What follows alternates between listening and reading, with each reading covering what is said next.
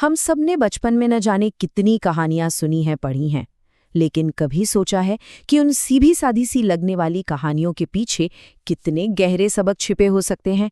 आज हम एक ऐसी ही कहानी की परतों को खोलने जा रहे हैं जो सिर्फ एक कहानी से कहीं ज्यादा है। तो कहानी शुरू होती है दोस्ती की इस प्यारी सी तस्वीर के साथ। एक बड़ा सा हाथी और एक छोटी सी बकरी जंगल में साथ साथ।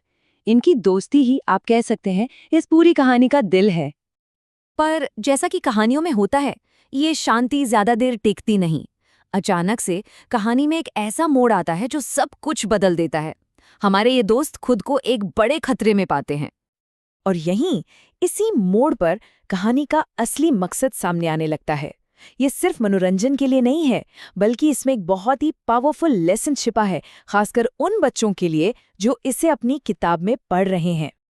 तो चलिए अब कहानी के अंदर चलते हैं। सोचिए, एक घना जंगल है और वहां रहते हैं एक हाथी और एक बकरी। दोनों पक्के दोस्त थे और उनका हर दिन एक दूसरे के साथ ही गुजरता था। और देखिए, इनकी दोस्ती भी कोई ऐसी वैसी नहीं थी। हाथी, जो इतना ताकतवर था, अपनी ताकत का इस्तेमाल करता था ऊंची डालियों को नीचे झुकाने के लिए, ताकि उसकी दोस्त बकरी आराम से ताज़ी नरम पत्तियां खा सके। मतलब एक कमाल की साझेदारी थी जहां दोनों एक दूसरे का ख्याल रखते थे। तो ऐसे ही एक दिन दोनों दोस्त घूमते घूमते एक तालाब के किनारे पहुंच गए। वहां बेरों का एक पेड़ लगा था। अब बकरी को बेर खिलाने थे तो हाथी ने पेड़ को जोर से हिलाया ताकि मीठे मीठे बेर नीचे गिरें। सब कुछ कितना अच्छा और शांत लग रहा था, है ना? लेकिन जैसा हमने कहा, इस शांति में एक तूफान आने वाला था, एक ऐसा मोड़ जो सब कुछ बदलने वाला था। तभी अचानक उसी पेड़ से एक छोटा सा चिड़िया का बच्चा, जिसे किताब में पचपड़ा कहा गया है, सीधा नीचे तालाब में जा गिरता है। ये देखते ही बकरी एक पल भी नहीं सोचती और उस बच्चे को बचाने के लिए पानी में छलांग लगा देती है। पर वो बेचारी उसे बचाने की कोशिश में खुद ही डूबने लगती है। अब खतरा एक नहीं बल्कि दोगुना हो गया था। और तब कहानी का हीरो, हमारा हाथी, आगे आता है और अपनी बहादुरी से दोनों को बचा लेता है। और बस इसी घटना के बाद एक नई दोस्ती की शुरुआत होती है। अब वो दो दोस्त नहीं बल्कि 3 पक्के साथी बन गए थे। अच्छा, तो कहानी तो यहाँ खत्म हो गई, लेकिन इसका असली मकसद तो अब शुरू होता है। तो चलिए अब कहानी से बाहर निकलकर क्लासरूम में चलते हैं और ये समझने की कोशिश करते हैं कि ये सिर्फ एक कहानी नहीं बल्कि एक पूरा सबक कैसे है। तो सवाल यही उठता है कि इस कहानी का असली मकसद क्या है? ये एक आम कहानी से कहीं ज्यादा क्यों है?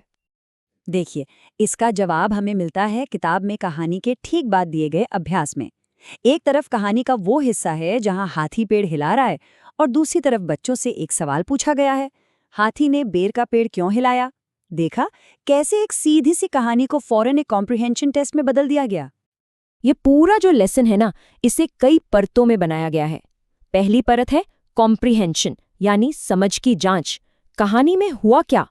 फिर आती है दूसरी परत, रिफ्लेक्शन, यानी सोचना, क्या कभी किसी की मदद की है।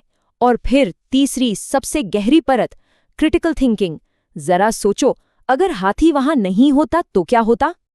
और फिर आता है ये सवाल जो बहुत ही पर्सनल है, किसी ऐसी घटना के बारे में बताइए जब आपने किसी की सहायता की हो। ये सवाल कहानी की सीख को सीधे सीधे बच्चे की अपनी जिंदगी से जोड़ देता है। बात सिर्फ कहानी की नहीं रही, अब ये बच्चे के अनुभव की हो गई।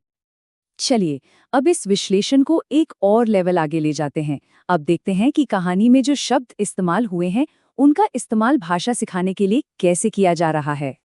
यहाँ पर नए शब्द सिखाने का तरीका भी देखिए कितना दिलचस्प है। ये एक मल्टी सेंसरी अप्रोच है, मतलब इसमें एक से ज्यादा सेंसेस का इस्तेमाल हो रहा है। पहले बच्चे को चित्र देखना है, फिर शब्द को जोर से बोलना है, जैसे हाथी।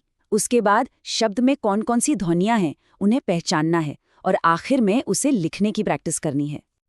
और ये जो पार्ट है ये सिर्फ कहानी के शब्दों तक ही नहीं रुकता, तस्वीरों की मदद से अंदर और बाहर या छोटा और बड़ा जैसे बेसिक कॉन्सेप्ट्स भी सिखाए जा रहे हैं।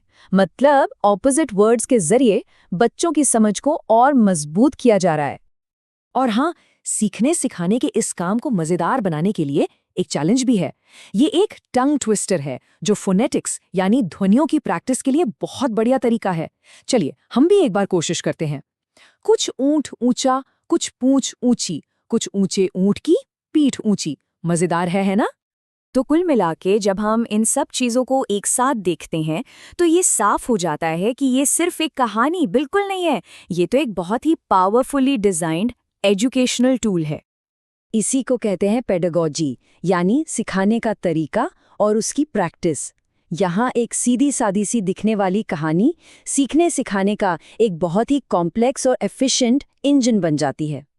मतलब कहानी, नैतिकता और भाषा, इन तीनों धागों को इतनी खूबसूरती से एक साथ बुना गया है कि एक मजबूत और असरदार सबक तैयार हो जाता है।